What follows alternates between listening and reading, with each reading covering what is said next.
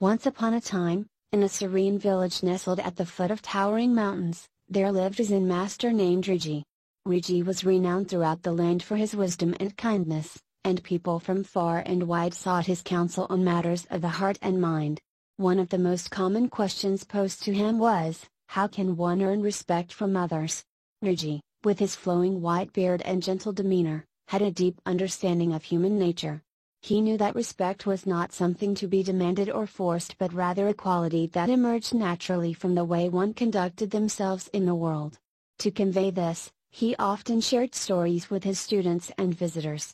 One such story became a favorite in the village and held the wisdom of earning respect.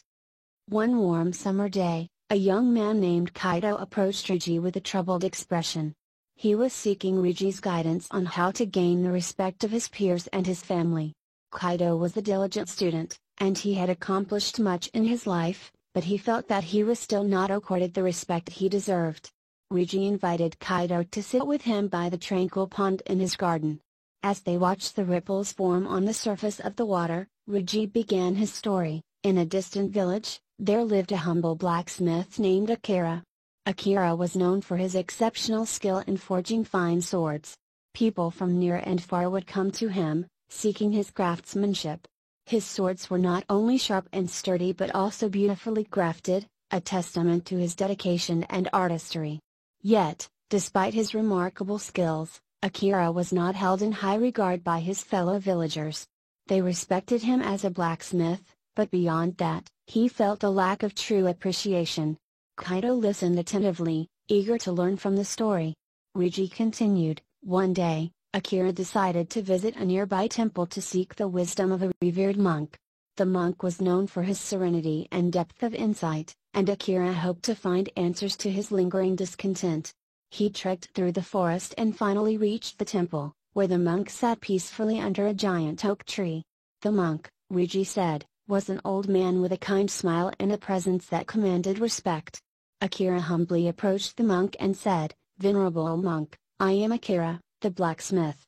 I have been blessed with the skill to forge exceptional swords, yet I do not feel the respect and admiration that I yearn for.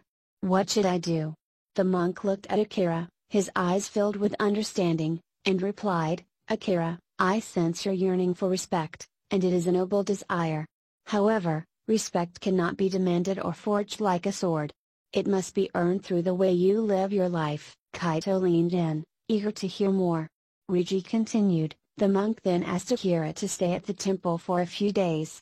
He instructed Akira to observe the daily life of the monks and to immerse himself in their practices. Akira agreed and began to follow the monk's guidance.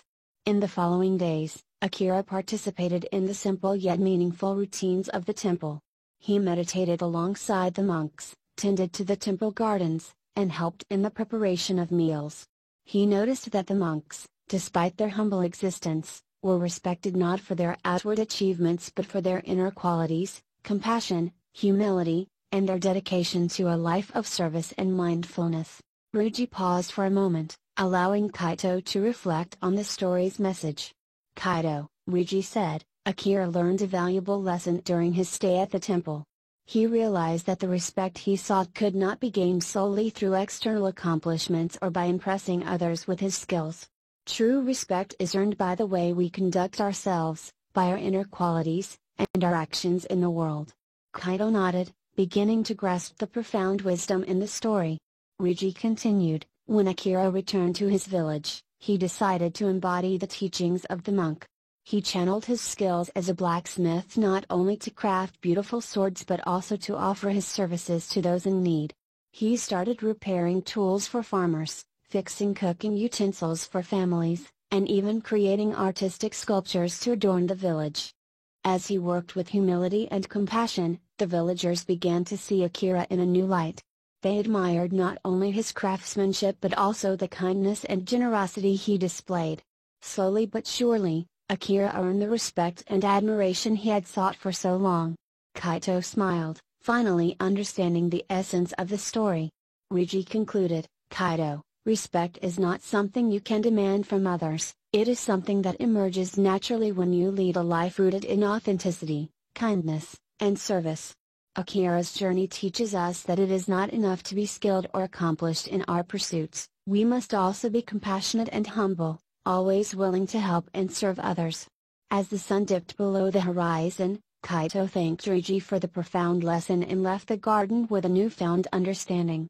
He realized that respect was not a prize to be won but a reflection of the way one lived their life and treated others. Over the years, Kaito applied the wisdom he had gained from Ryuji's story in his own life. He strived to be more than just a diligent student, he aimed to be a kind and empathetic friend, a compassionate son, and a helpful neighbor. Gradually, the respect he earned was not just for his achievements but for the way he treated those around him. And so, the village of Ryuji in Kaito became a place where respect was not a distant ideal but a living reality, a place where people understood that true respect emerged from the depths of one's character and the sincerity of their actions. Ryuji, the wise Zen master, continued to guide those who sought his wisdom, using stories that spoke to the very essence of human nature, reminding them that respect was not a destination but a path to be walked with an open heart and a humble spirit. Please subscribe to my channel Lessons of Life and press the bell notification icon.